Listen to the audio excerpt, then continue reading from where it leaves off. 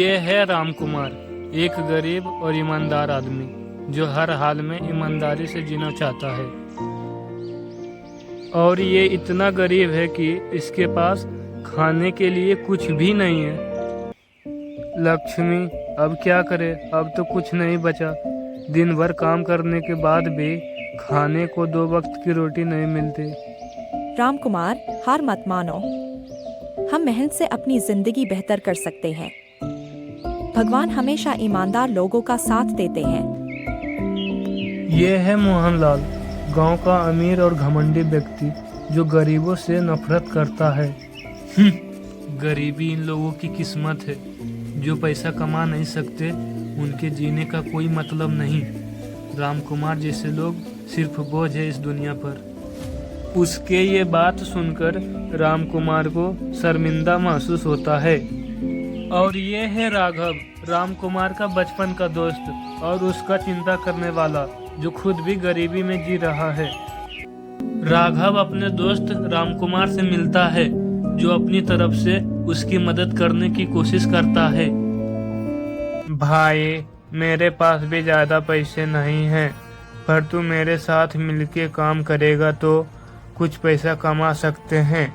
कोई छोटा मोटा काम ढूंढ लेंगे। धन्यवाद राघव, मुझे इतना हौसला देने के लिए। ये है सीता, गांव की दादी माँ, एक बूढ़ी औरत जो गांव के सभी लोगों की मदद करती है और सब उसका सम्मान करते हैं। एक दिन राम कुमार अपने मन की उलझन लेकर दादी माँ के पास जाता है, जो गांव में सभी की मदद करती है और उन्हें सहारा देती है। बेटा, भूख बड़ी चीज है, पर अपने विचार और आदर्श कभी मत भूलना। तुम्हारी ईमानदारी ही तुम्हारा असली धन है। दादी माँ, आजकल ईमानदारी से पेट नहीं भरता, पर मैं आपकी बातों को हमेशा याद रखूंगा। कुछ दिनों के बाद राम कुमार मोहनलाल के पास जाता है, उधार में कुछ पैसे और राशन मांगने के लिए। देखो भाई, मैं तुझे तो पैसा देने के लिए तैयार हूँ, लेकिन तुझे मेरे खेत में जब तक मैं कहूँगा तब तक काम करना होगा। नहीं मोहनलाल बाबू, मुझे किसी की खैरात के पैसे नहीं चाहिए, मैं कहीं और से जुगाड़ कर लूंगा। रामलाल की ये बात सुनकर मोहन बाबू को गुस्सा आ जाता है और उसे अपने घर से जाने को कहता है। जा, चले जा हमारे घर से, भिखारी कहीं का। पता नहीं कहां कहां से आ जाते हैं ऐसे लोग। राम कुमार ये बात सुनकर अपने घर की ओर जा रहा है। चलते चलते उन्हें रास्ते में एक संदूक दिखाई देती है। राम कुमार संदूक के पास जाकर देखता है तो संदूक में पैसे और जेवरात भरे हुए थे, और अपने मन में सोचते हैं कि शायद भगवान ने मेरी मदद के लिए ये भेजा है। लेकिन दूसरा मन उसे कह रहा होता है कि ये पैसा और जेवरात उसका नहीं है। राम कुमार ये उलझन लेकर गांव के पंडित जी के पास जाते हैं और पंडित जी को सारी बात बताता है। पंडित जी राम कुमार की सारी बात सुनकर बोलता है, बेटा, ये सोना तुझे सुख और शांति नहीं देगा। अगर ये अपने से कमाया हुआ नहीं है तो ये तुझे जिंदगी भर बेचैन रखेगा। आप ठीक कह रहे हो पंडित जी, मैं ये सोना और जेवरात वहीं रख दूंगा जहाँ से लाया था। जिसका होगा वो अपने आकर ले लेगा। ये बातें गांव वालों और मोहनलाल को इसकी ईमानदारी का पता चल जाता है, जिससे राम कुमार को फिर से गांव वालों का सपोर्ट मिलता है। राम कुमार का ईमानदारी देखकर मोहनलाल भी धीरे धीरे सुधरने लगता है और राम कुमार से की हुई गलती का माफी मांगता है और अपने मन से मदद का वादा करता है। गांव वालों को मदद करता है। ये बदलाव देखकर गांव वाले और राम कुमार सभी खुश है और फिर सभी खुशी खुशी रहने लगे और उस गांव में खुशहाली और हरियाली छा गई।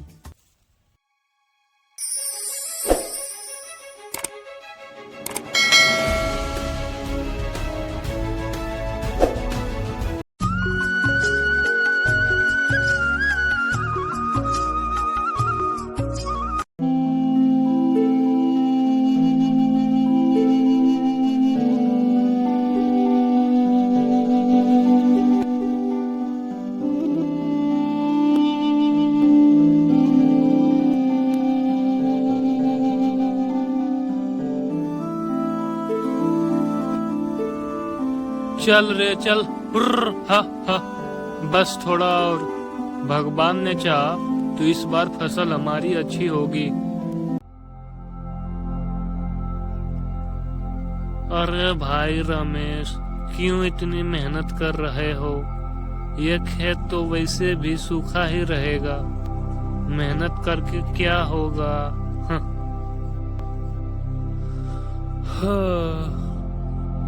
वह सुरेश की ओर देखता है और मुस्कुराते हुए कहता है, सुरेश, तकदीर उन्हीं की बदलती है जो खुद पर भरोसा रखते हैं और मेहनत करते हैं, सिर्फ और सिर्फ मेहनत करते हैं। तू अपनी किस्मत पर इतना भरोसा क्यों करता है? अगर कुछ नहीं हुआ तो क्या करेगा? अगर मैं मेहनत नहीं करूंगा तो तकदीर भी मेरा साथ क्यों देगा? तू देख लेना, मेहनत कभी बेकार नहीं जाती मेरे दोस्त।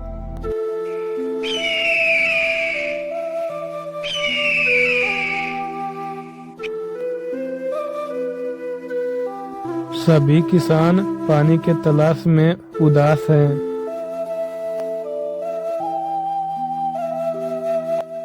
इस बार का फसल तो गई, भगवान लगता है हमसे फिर मुंह मोड़ लिया है। अब क्या करेंगे? हिम्मत मत हारो भाइयों, अभी भी मेहनत करेंगे तो भगवान जरूर हमारी मदद करेगा। अरे रमेश, जब ऊपर वाले ने ही बारिश रोक दी है तो तेरी मेहनत क्या कर लेगी? इतने में ही चौपाल के पास एक बूढ़ा आदमी धीरे धीरे चलता हुआ आता है। गांव वाले उसकी ओर ध्यान से देखते हैं और एक किसान फुसफुसाते हुए कहता है, कौन है ये बाबा? पहले तो कभी नहीं देखा। वो बाबा इन चारों किसानों के पास आकर रुक जाता है और गहरी आवाज में बोलता है, इस धरती पर भगवान ने हर किसी को ताकत दी है। रमेश ध्यान से सुनता है और सिर हिलाकर सहमति जताता है। बाबा की ये बात सुनकर सुरेश हंसते हुए कहता है, बाबा, बातें तो बड़ी करते हो, लेकिन बताओ, क्या आप बारिश करवा सकते हो? बारिश मैं नहीं ला सकता, पर मेहनत करने वाले के खेत एक ना एक दिन जरूर हरे हो जाएंगे। किस्मत सिर्फ मेहनती लोगों का साथ देती है। वह रमेश की ओर देखता है और कहता है, तू सही रास्ते पर है बेटा, मेहनत करता रह, किस्मत तुझे जरूर मदद करेगी। इतना कहकर बाबा वहाँ से चला जाता है। रमेश बाबा की बातों से प्रेरित होकर खुद से कहता है, ये तो साफ है, भगवान मेहनत का फल जरूर देता है। अब और मेहनत करनी होगी। भगवान ने हाथ दिए हैं मेहनत के लिए। अगर मैं खुद कुछ नहीं करूँगा तो तकदीर भी मेरी मदद नहीं करेगी। रमेश, इतनी भी मत पसीना बहा कि खुद भी पानी की तरह बह जाओ। रमेश बिना जवाब दिए काम करता रहता है। ये बिल्कुल पागल है, मेहनत करता रहेगा और आखिर में हाथ में कुछ नहीं आने वाला। रमेश नाले की खुदाई करते करते एक पत्थर को हटाता है और अचानक वहां से पानी का हल्का बहाव निकलता है। रमेश चौंक जाता है। वह जल्दी जल्दी और खुदाई करता है। पानी का बहाव तेज हो जाता है और खेत की ओर बहने लगता है।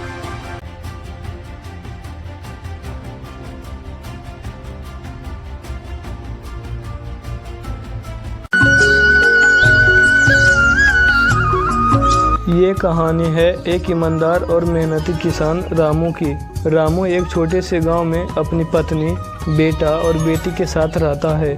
उसके पास बहुत अधिक संपत्ति नहीं थी, पर उसके दिल में अपने परिवार के लिए बड़े बड़े सपने थे। रामू का बेटा, बाबा, क्या हम बड़े होकर शहर में पढ़ाई करेंगे? रामू मुस्कुराते हुए, हाँ बेटे, पर उसके लिए हमें बहुत मेहनत करनी होगी। अगर मेरी फसल अच्छी हुई तो तुम्हें सबसे अच्छे स्कूल में भेजूंगा। रामू और गांव के अन्य किसान पानी की कमी पर बात कर रहे हैं। रामू का दोस्त, इस साल फसल का क्या होगा? रामू सोच में, ये तो चिंता की बात है, हमें कुछ इंतजाम करना होगा। कुएं की सफाई और तालाबों की खुदाई से हमें पानी मिल सकता है। रामू की पत्नी, रामू, अगर इस बार फसल अच्छी हो जाए तो हम अपनी बिटिया का ब्याह कर सकते हैं। उसके लिए थोड़ी बचत करनी होगी। सभी को खुश देखना ही मेरे लिए सबसे बड़ी खुशी है। मेहनत करेंगे और सब कुछ ठीक हो जाएगा। रामू ने शहर जाकर नए तकनीकों के बारे में सीखा और उसे अपने खेतों में लागू किया। रामू का दोस्त, रामू भाई, ये कौन सी नई तकनीक है? इतनी कम पानी में खेती कैसे होगी? रामू उत्साहित होकर, इस तकनीक को ड्रिप इरिगेशन कहते हैं। इसमें पानी की बहुत कम खपत होती है और फसल भी अच्छी होती है। मैंने सोचा हमें भी इसे अपनाना चाहिए। रामू की लगन देखकर गांव के लोग भी प्रभावित होते हैं और धीरे धीरे सभी उसके साथ जुड़ने लगते हैं। अचानक से तेज बारिश और बाढ़ आ जाती है। रामू की फसल बर्बाद हो जाती है, लेकिन किस्मत ने रामू का साथ नहीं दिया। बाढ़ की वजह से उसकी सारी फसल तबाह हो गई। उसकी मेहनत और सपने सब बह गए। रामू निराश होकर, हे भगवान, इतनी मेहनत के बाद भी ये क्या हो गया? अब हमारे परिवार का क्या होगा? रामू निराश होकर गांव में अकेले बैठा है। तब गांव के बुजुर्ग उससे बात करते हैं। रामू बेटा, मेहनत और सब्र से ही जिंदगी चलती है। आज नहीं तो कल भगवान तुम्हारी मेहनत का फल देगा। रामू भावुक होकर, मैं हार नहीं मानूंगा, फिर से कोशिश करूंगा। रामू के साथ गांव के सभी लोग मदद के लिए आगे आते हैं। उस गांव का मुखिया, रामू, हम सब ने तेरी मेहनत देखी है। इस बार तुझे अकेले नहीं लड़ना पड़ेगा, हम सब तेरी मदद करेंगे। गांव वालों के समर्थन से रामू के दिल में नई ऊर्जा आ गई। सबने मिलकर उसकी खेतों को फिर से तैयार किया और इस बार पूरे गांव ने उसकी मदद की। रामू और गांव वाले मिलकर फसल के लिए जुटते हैं, दिन रात मेहनत करते हैं। रामू ने एक बार फिर से अपने खेतों को संवारना शुरू किया। इस बार वो गांव के लोगों के साथ मिलकर मेहनत कर रहा था और उसमें उम्मीद की नई किरण जाग गई थी। ये मेरा सपना नहीं, अब पूरे गांव का सपना है। हम सब मिलकर इसे पूरा करेंगे। फिर से मौसम खराब होने का संकेत मिलता है, लेकिन इस बार गांव वाले तैयार रहते हैं। रामू का दोस्त, रामू भाई, लगता है फिर से मौसम बिगड़ने वाला है, क्या करेंगे? रामू हौसले से, चिंता मत करो, हमने इस बार हर मुश्किल के लिए तैयारी की है। कोई भी हमारे मेहनत पर पानी नहीं फेर सकता। इस बार रामू की मेहनत ने रंग दिखाया। फसल बेहतरीन हुई और गांव में सब खुशी मना रहे थे। रामू के परिवार के सपने अब सच होने के करीब थे। रामू भावुक होकर, मेहनत और एकता का यही फल होता है। जब सब मिलकर मेहनत करते हैं तो सफलता जरूर मिलती है। रामू अपने बच्चों को स्कूल भेजने की तैयारी करता है। बाबा, अब मैं भी पढ़ाई करूंगा और गांव का नाम रोशन करूंगा। रामू गर्व से, तुम मेरी मेहनत का सबसे बड़ा सपना हो बेटा, अब तुम्हारे लिए सब कुछ करूंगा। मुखिया गांव वालों को संबोधित करते हैं। रामू की मेहनत हमें सिखाती है कि मेहनत, एकता और धैर्य से हर मुश्किल को पार किया जा सकता है। ये गांव अब हमेशा मिलकर हर चुनौती का सामना करेगा। रामू की मेहनत की कहानी अब गांव वालों के लिए एक मिसाल बन गई। उसकी संघर्ष यात्रा ने सबको प्रेरित किया कि कभी हार ना माने।